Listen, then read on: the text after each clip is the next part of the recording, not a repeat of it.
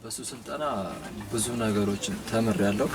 ከዛም ከተማርኩትም ውስጥ ራሱ ብዙ የተገነዘብኩትም ራሴም ተገንዝቤ ሰውንም አስተምሬያለሁ።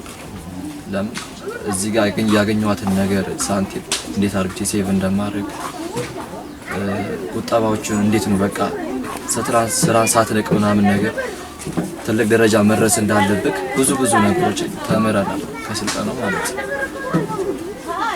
እና የተለያዩ ነገሮችን የምትማረው ከመጀመሪያው ህይወት ካለሁበት ያው የሰው ልጅ እድገት እያገኘ ነው የሚሄደው ያለ ተስፋ ሳይቆርጥ ምናምን ባገኛት ነገር ያው ፈጣሪን እያመሰገነ እድገት እያገኘ የሚሄድበት ሰዓት ብዙ ነገሮች ይለወጣሉ። አሁን በዚህ ስራ አማኒን ልማት ድርጅት ነው ከበር አድርጎልን በፊትም ማለት እሱን ያነሳሳል።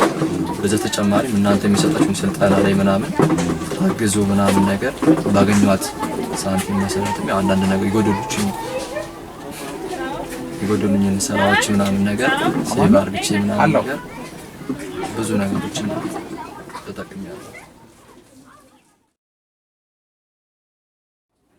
በዚህ በመሰራው ስራ ቢያንስ ቤተሰቤን የሆነ ተወሰነ ደረጃ ላይ አድርሻለሁ። በፊት ላይ ብዙ ሀሳቦች ነበሩ፣ ብዙ ያልተማሩ ነገሮች አሉ። በቀላል ደረጃ ብትሄድ ሕክምና ምናምን ነገሮች ስንታመም እንኳን ይሄ ነው የሚለን ሰው የለም ነበር።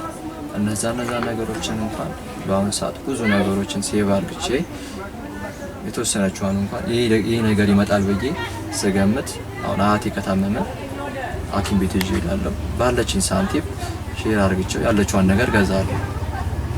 ከበፊቱ ቢያንስ በአሁኑ ተለውጫለሁ።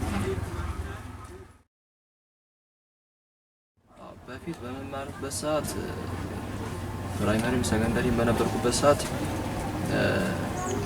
የተለያዩ የትምህርት ቤት ቁሳቁሶችን ነበር ሲረዱኝ ነበር። ለምሳሌ እስክሪብቶ፣ ደብተሮች እንደዚህ በየአመቱ የዩኒፎርም ምናምን ብሎ የሚሰጥ ገንዘብ አለ። እነሱ ነገሮች ለረጅም አመታት ሲረዳኝ ቆይቷል። ከዛም አልፎ ያው አስረን ያው እንደጨረስኩ የኮሌጅ የትኛውም ኮሌጅ እንደሚያስተምር ምናምን ነግሮኝ ነው የተማርኩኝ ያለሁት። ይሻላል እንግዲህ አይደለ? ቁጭ ከማለት ይሻላል። ያው ብዙ ፋውሎችን ቢኖሩ አይደል? እነዛ ነገሮች ታግለን ቢሆን ተማረት አለብን። እንዴት ነው ቀበሌዎች ነው